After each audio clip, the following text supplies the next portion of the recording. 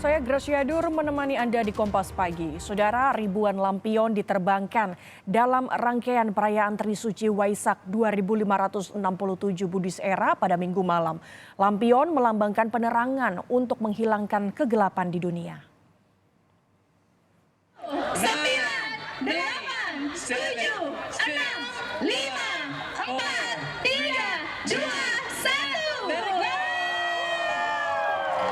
Sebanyak 2.000 lampion diterbangkan dalam rangkaian perayaan Hari Raya Trisuci Waisak tahun 2023. Pelepasan lampion dilaksanakan di marga utama kompleks Taman Wisata Candi Borobudur. Lampion yang didatangkan dari Thailand tersebut diterbangkan oleh biksu bersama dengan umat Buddha. Dalam ajaran Buddha, lampion bermakna memberikan penerangan dan menghilangkan kegelapan, terutama memberikan penerangan kepada hati manusia. Bawa ke bawah Bapak Ibu untuk lebih cepat bawa ke tanah, hati-hati, hati-hati.